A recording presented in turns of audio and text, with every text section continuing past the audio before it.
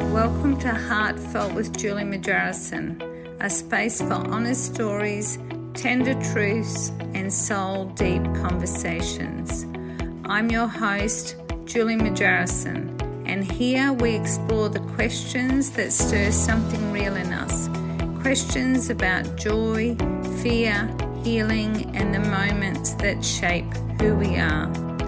Each episode is an invitation to slow down, go deeper, and hear the kind of stories that remind us we're not alone in this human experience. So wherever you are right now, thank you for being here. Let's begin. Welcome to Heartfelt with Julie Majarrison podcast.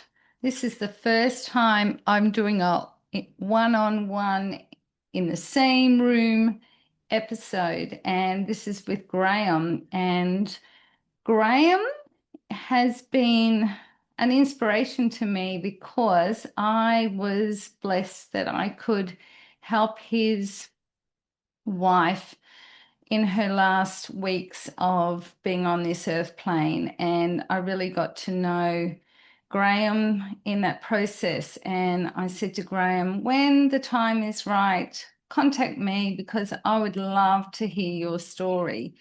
And Graeme is a dad of 3 children, adult children, and he's got so much to share, and I just can't wait to hear what he wants to tell us. So welcome, Graeme. Thank you.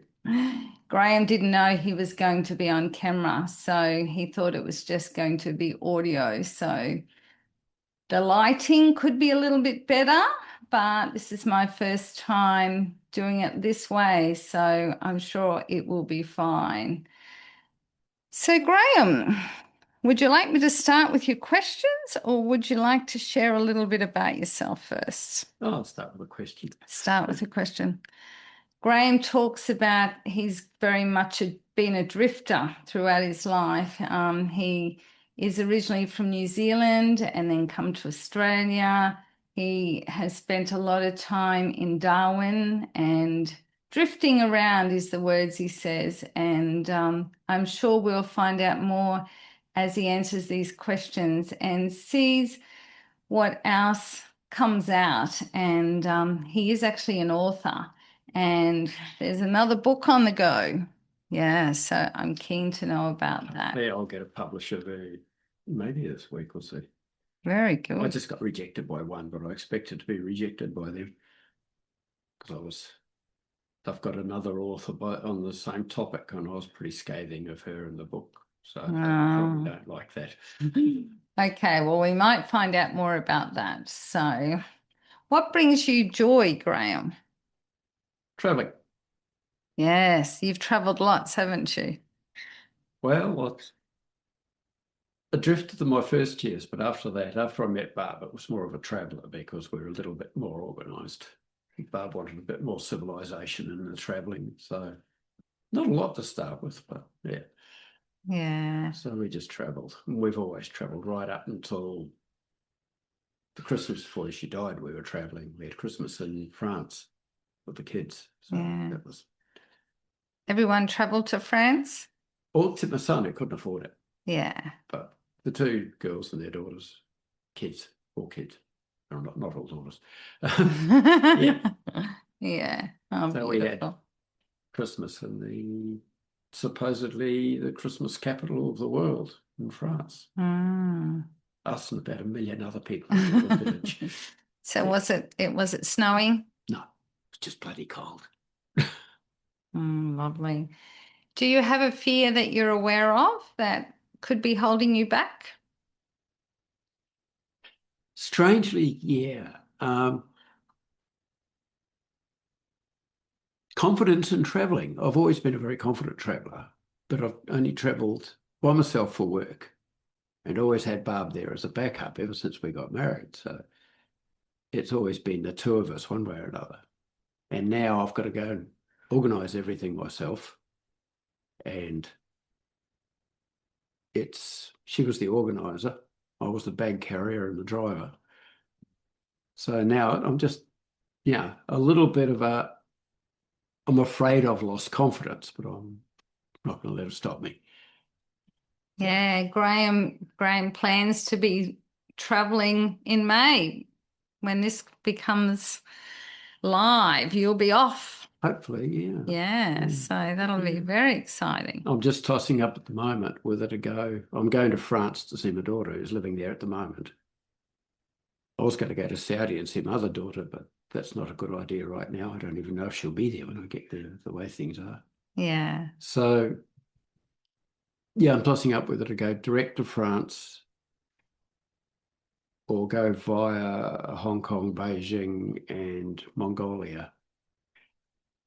Because I've always wanted to go to have a look at the wall and the terracotta warriors and Forbidden City and all that.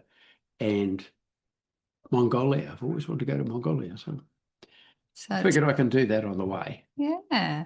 But whether to do it on the way over or the way back, I haven't decided yet. So the passport's ready, but the tickets aren't bought yet. Yeah.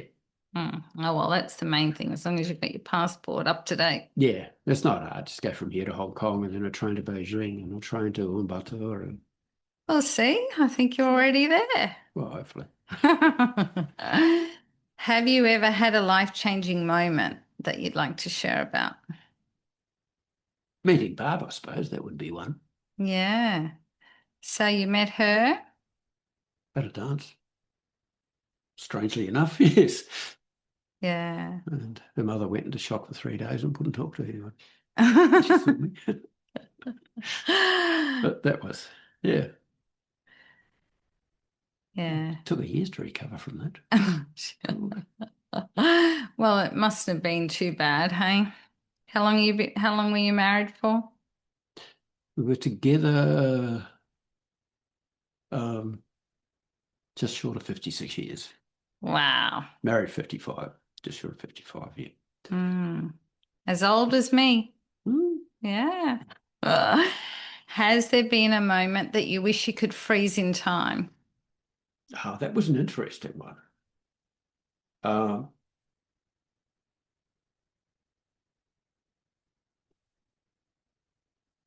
Yeah, there's a couple. The first one, I think, I would like to,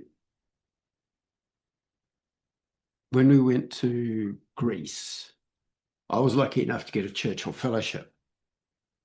And the main study area was Greece. I was studying sponges. Oh.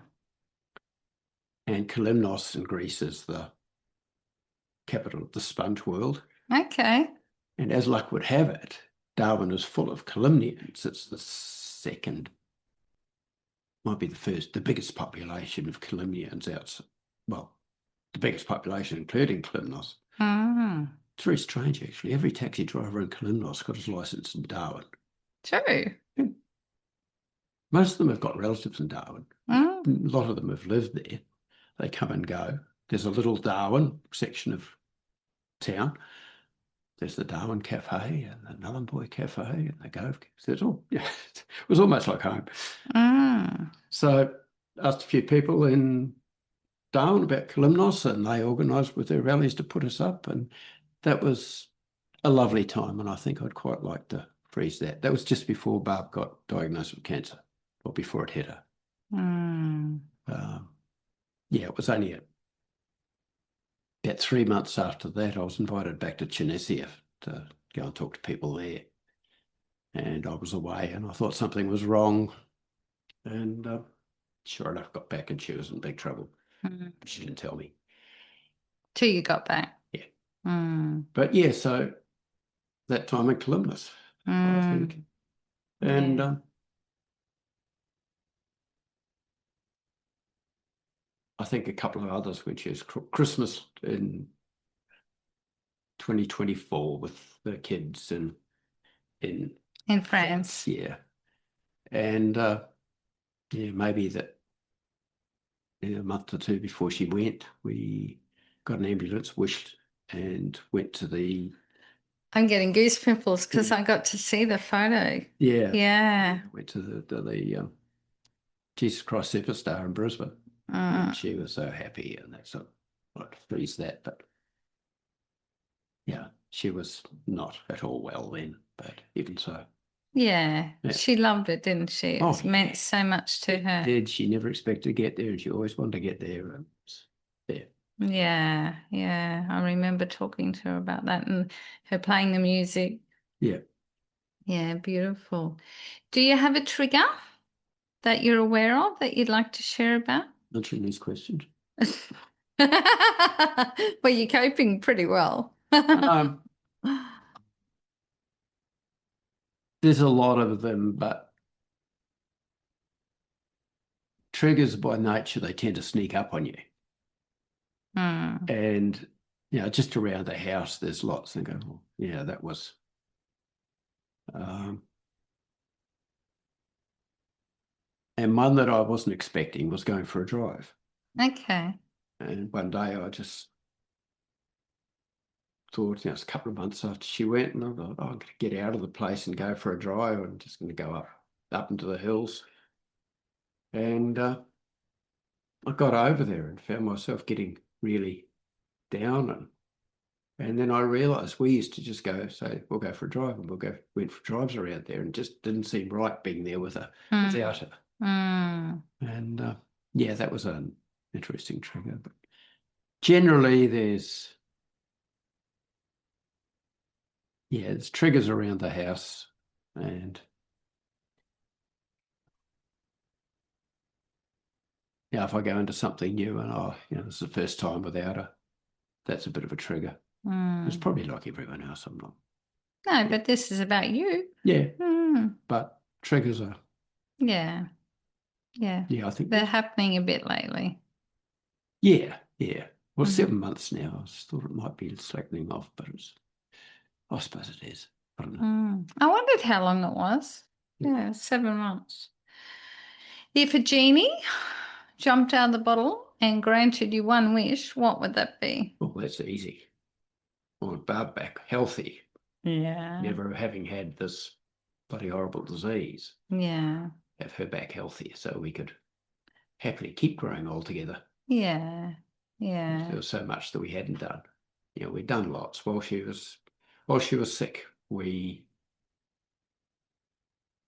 she got her first treatment, which was pretty radical, and it was sort of touch and go if she'd survive it, was a bone marrow transplant. And after it, they said, the survival average is 3 years. The maximum that we know of is 5 years. And then somebody said, we have heard of a 15-year, but I don't know if that was true. And Barb said, we'll go for the 15-year option. And she did 21 years. I thought it was over 20. Yeah, I remember talking about that. So one of the doctors said she was a medical miracle. Yeah. Medical marvel. Yeah. So we travelled lots and lots of places because we made a pact right then. She said, we've got to keep travelling, we'll travel. Whenever I'm able, we'll travel. So she'd have treatment, we'd go somewhere. Have treatment, we'd go somewhere else.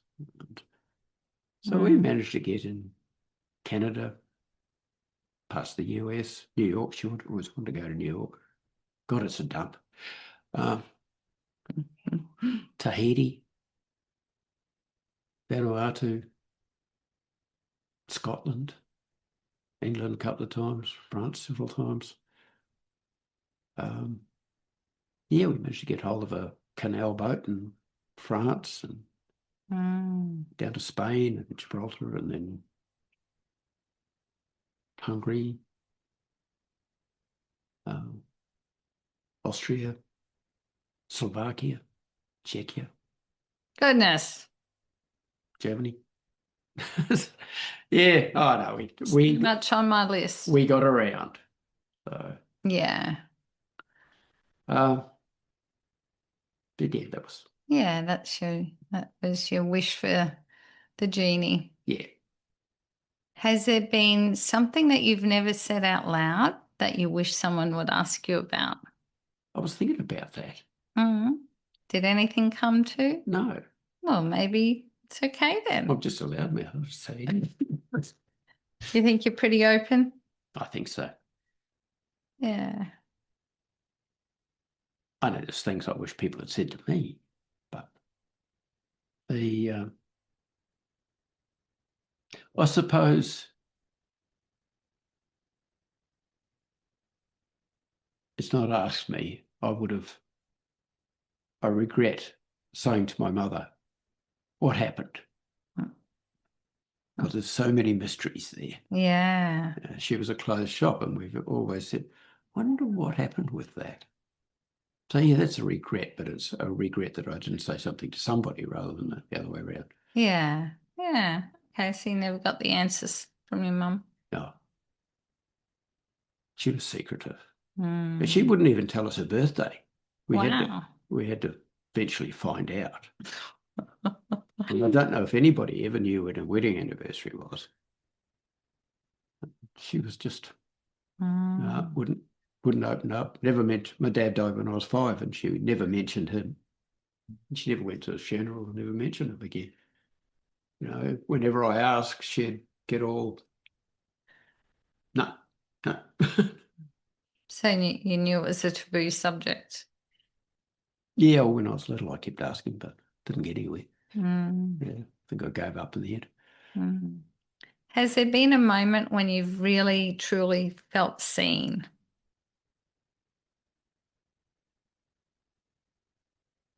Yes. Okay. Would you like to share about it?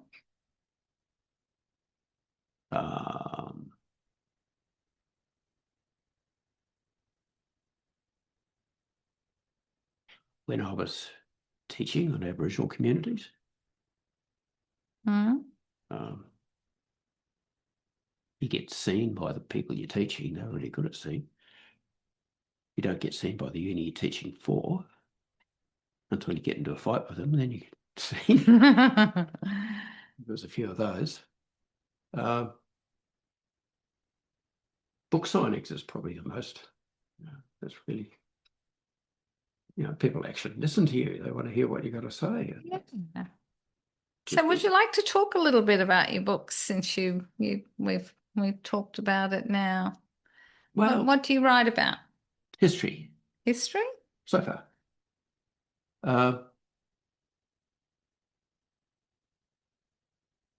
Like I was saying about work, and I ended up with my own business in Darwin, working through the top end and Eastern Indonesia. And I had a contract with the ANU. And one day, a Vice Chancellor came up to inspect his project. And we were on a little island called Roti, and in the capital of Roti called Barb, B-A''A. Oh, wow. Yeah. And in there was one restaurant, which was sheets of rusty old tin on top of poles. So anyway, the Vice Chancellor and I ended up in there for dinner, and highlight of that was when the dinner came running through squawking with the cook after it. It's going to be tough.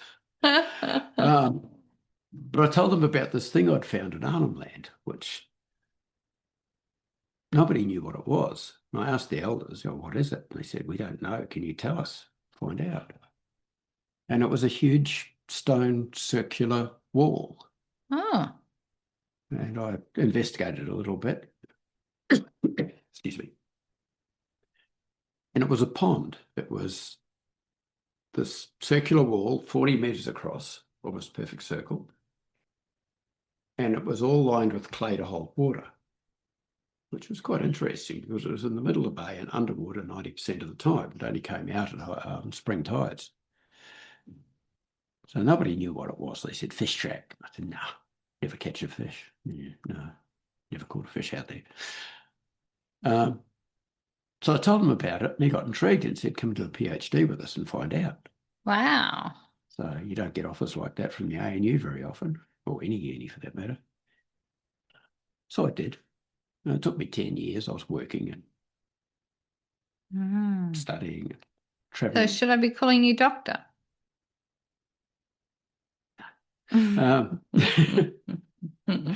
Technically, probably, but I'm not.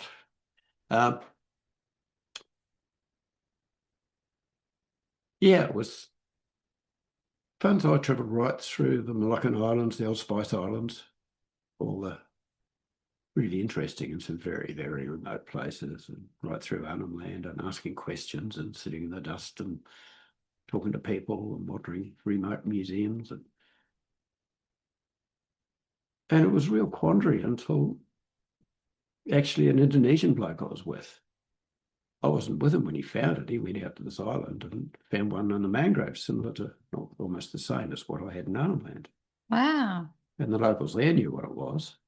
So, put two and two together and compared the constructions, and okay, this is built to hold sea cucumbers, which was a very valuable crop in Northern Australia. And the Indonesians came down in their masses, the Macassans. In later years, Macassans came for it. But the interesting thing was this pond had to be older than the Macassans, had to have been built pre-1620. Oh, my goodness. So it's the oldest non-Indigenous structure in Australia. And it was built by people from the Far Eastern Islands, probably just family groups coming down and fishing for Trepang for a season and throwing them all in it so they'd survive. Mm. And then when they were ready to go home, they would just process them all and load their boats up and gone. Made a small fortune. But yeah, it was quite interesting. So, Wow. so when I finished my PhD, by this stage,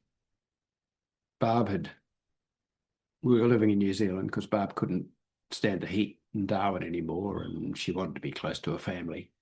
She'd been all her life away from her mother, and she says, I'd like to be back near my family. I've only got a couple of years because that's what they said she'd have. And yeah, we moved over there and my business folded and everything.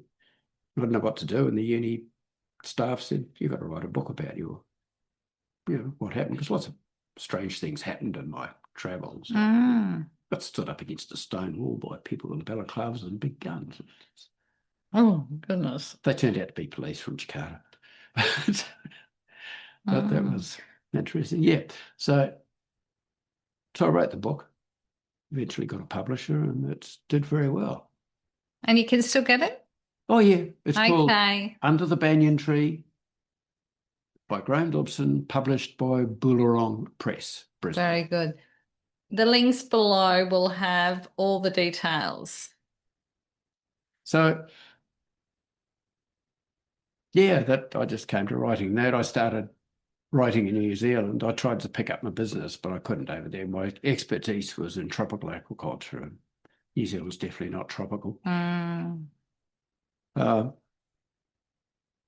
Yes, I was writing articles there for a few things, and then I had an interesting gig writing reviews of brand new cow sheds, which sounds boring, but actually it's really interesting because these things are worth $2-3 million.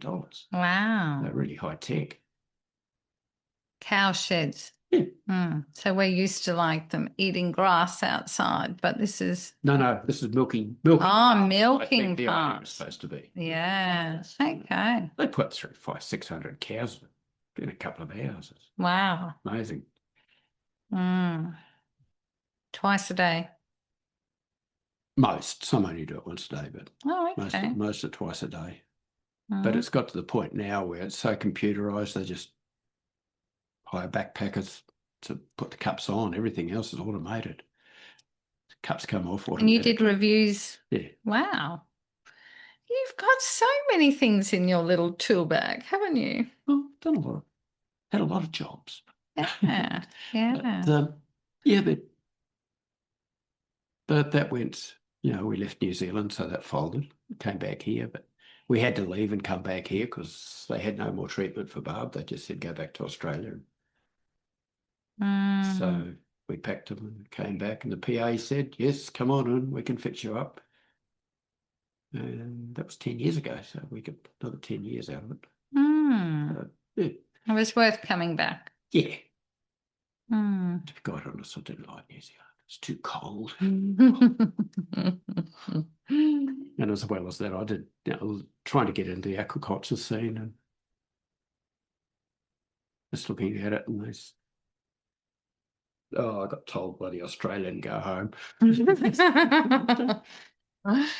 Right. Yeah, so then I went on and had a discussion with the publisher about what to do next. I said, I had an idea of looking at the history of football and doing it as a family tree, not soccer, just all footballs. And I wrote that, but it didn't go well. And partly my fault, but a lot to do with the publisher who insisted on, we got to leave this out and we got to put this in, we got to do this and do that. And this is the cover we've got to have, and we've got to call it football. And I said, no, alienate a lot of people. Oh, no, it's got to be football. I mean, what did you wish it was called? I can't remember now, but I had a whole lot of different titles, but not because football. I know when I was doing signing, people would come along and say, football, not interested in that one, It's got rugby, it says football. And, the cover had all the different sorts of football players there, but a rugby player out the front sort of covered in blood, and people don't like that one very much. Yeah. So, yeah, there's a few the way it was written is, but I'd like to redo it. We'll see. Well, you can. Add that on your list. It's under contract. Oh, is it? Yeah. I don't think I can do it for several years yet. Okay. Yeah, and then I wrote another one on the smallpox plagues in Australia back in the early days. Wow, such a wide variety of topics. Yeah, they're all history. So I finished my PhD, and that started off as marine biology. That's my qualification. And discovered it didn't really cover it. So it went to archaeology because there's this huge artifact I've had, and discovered that was the only archaeology, and you couldn't do archaeology on that. So it went to anthropology and then became actually a very big dollop of history. So it was mostly history, anthropology, bit of archaeology, and I actually had a fair dollop of marine biology. But somebody called me a historian afterwards. I said, I'm not a historian. They said, yes, you are an accidental historian. Okay. So this last one, I've just learned so much about it. Early Australian history and the smallpox one. Yeah. And has it got a title? The Pox Blanket. Oh. Australia's oldest cold case. Yeah, cold. And it's the case of smallpox didn't exist in Australia before the British came. And this erupted about 14 months after the first fleet arrived, at a time when Sydney was in very dire straits, and without smallpox, it probably wouldn't have survived. Wow. So, okay, this is the book that's needing a publisher at this point. Yeah. But I've got it with an agent who said there'll be no trouble. It's got to get the answers back from a couple of others, and then she'll send it out to more if they don't come good. Oh, good. But it's, it was a real eye-opener for me, but I suspect it'll get a lot of kickback. I'm possibly not going to be popular in some things. I'm too old to worry about that. Sometimes that's a good thing, isn't it? Is there a book that Barb had been writing or that you had to finish off or something? There's two of them, actually. Yeah. One's called Under an Unfamiliar Sky, which was the story of her grandfather and his brothers in the First World War. And I went back through it. She said, promise me you'll get that published. If nothing else, just get it printed and give me a list, so these people can have a copy. So I went back and edited it. And unfortunately, there were big slabs of chemothinking in it. So it was a bit of a challenge to get it done and keep her voice. But I think I succeeded. Oh, lovely. That's out with the kids for comment at the moment. Oh, yeah. We'll see what they say. Yeah. run up to my agent and say, well, that's right. Yeah, sounds good. Yeah, that was really interesting. And then there's another one. We'd sort of started together, but mostly Barb. It's called Travels with Myeloma. Yeah, yeah. And that was, the travels we did and the treatment she had to do between. And she wanted to do it because she said, that should be, I wish I'd had a book like that. It should be a bit of an inspiration to people that get it, that it's not all over. So. And where is that at the moment? Well, I've just finished editing the other one, and I'm writing that and my story pretty much at the same time. Oh, goodness. But I'm sort of concentrating on my story because the travels with myeloma has, most of it's in note form, and Barb kept copious notes. And I can't take them with me if I go away. So, for my story doesn't require notes in my head. Yeah. Hopefully accurately in my head. So you got a laptop? Yeah. Yeah. So that's where I'm at the moment, and I've got 2 or 3 others tucked away in my brain.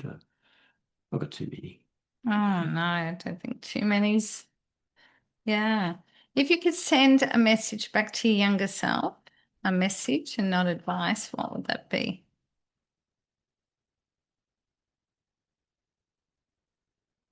Despite how it appears at times, don't worry, serendipity is looking after you. Because really looking back, life has just been serendipity. In the right place, the right time to go to uni, go to get varying degrees, to get jobs, whatever, to get places where very much just luck. Serendipity. Love you, little goddess. Lovely. You feel very supported throughout your life. Supportive or supportive? Supported by serendipity. Yeah. Not quite sure what a plan is at the moment, but it doesn't feel like it, but I'm sure it'll come. What does healing look like for you now? That's one I couldn't work out.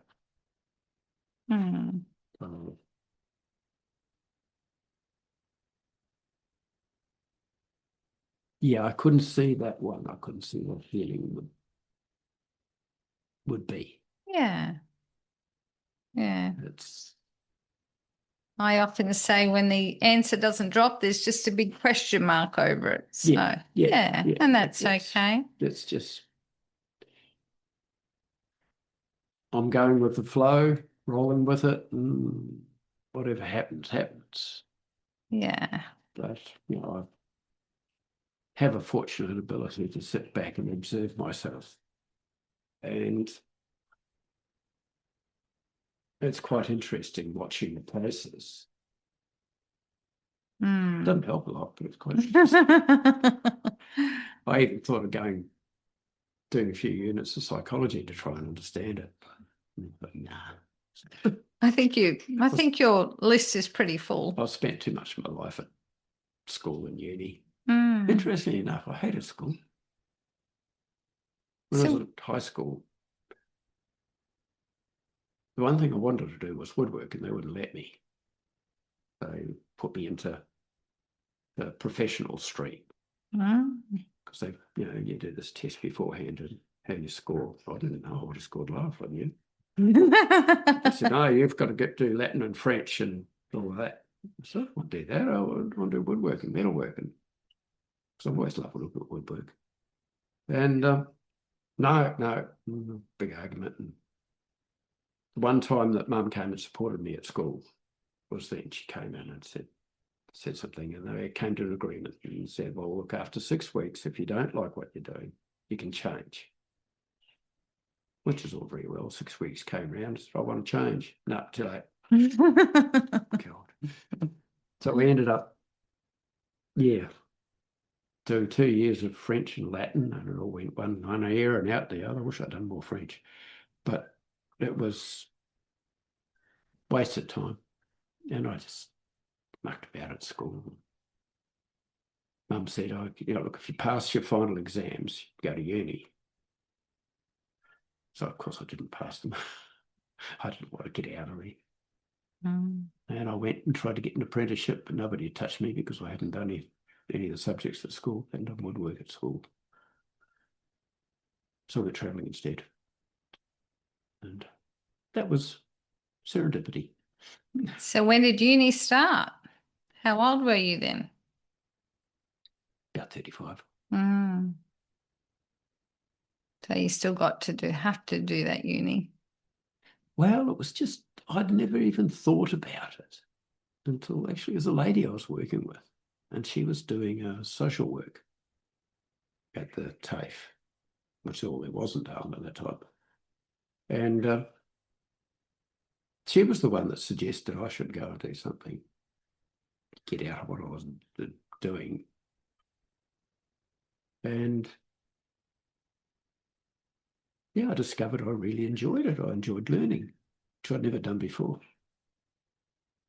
So that was interesting. But I was working on building sites and things. And I created a rebellion in the one class because I'd go direct from the building site into the class. And when you've been working most of the day out in the sun, you get pretty sweaty and smelly. And the 2 or 3 girls jacked up and they said, "We don't want him in the class. Look at him. He's not professional, smells." And the lecturer got right up to him in front of everybody. Now, if you went out and worked like he does, and that's the sort of people we want, people that come in and do those things. I was quite gratified at it. Yeah. I felt seen then. Oh, yeah, I was going to say, you really, truly felt seen then. But it happened a little bit later on when I was doing my undergraduate, and the deal with the boss was I could do the course, but I had to make sure I did all my jobs, and it was mosquito control, and part of that was slogging through swamps and trapping mosquitoes and things like that. And there were times I sort of dashed into the middle of a lecture because I'd been out in the swamps, smelly and people would look at me and move away, but I never had anyone that actually came out and said, "You filthy bastard, get out." But yeah.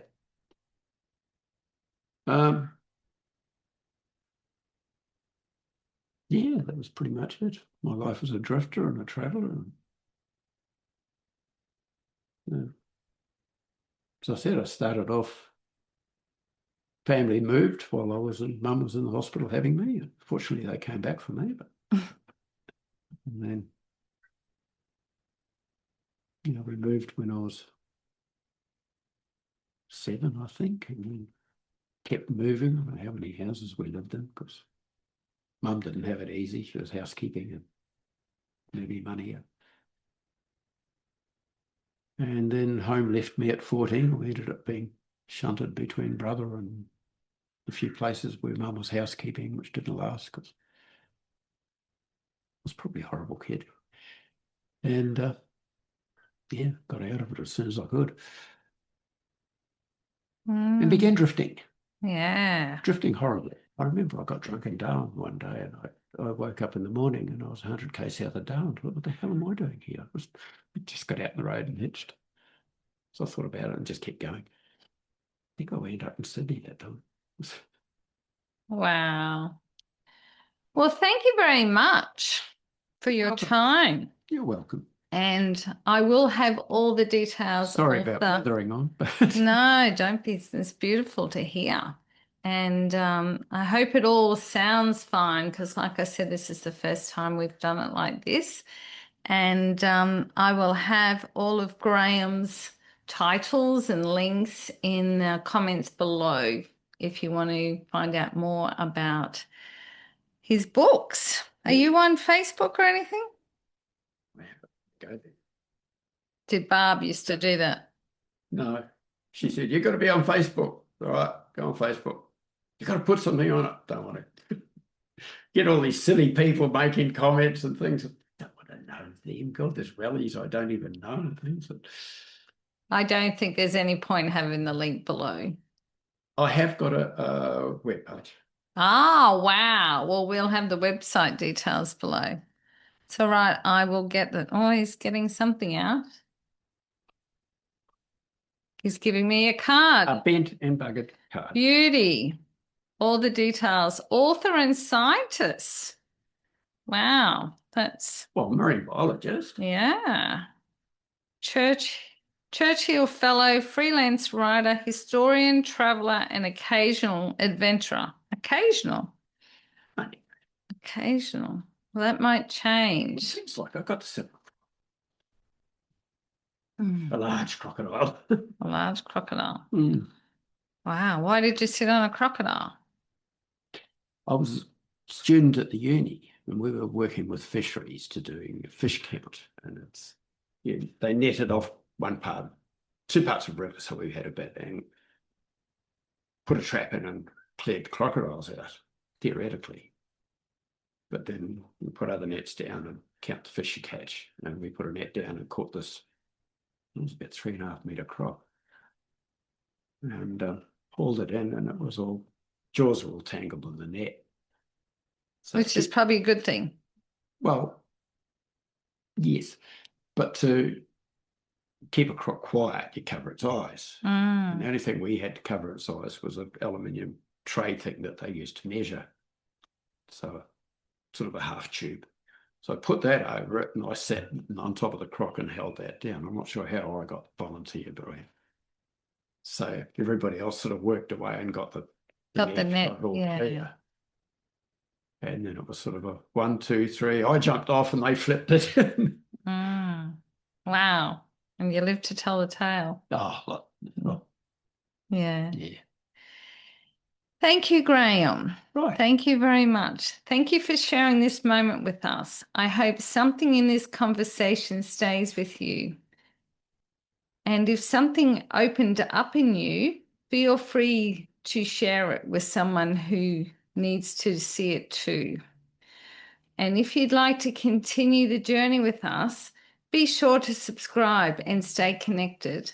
Until next time, take care of your heart and remember, your story matters. Thank you. Thank you. Thank you, Graeme.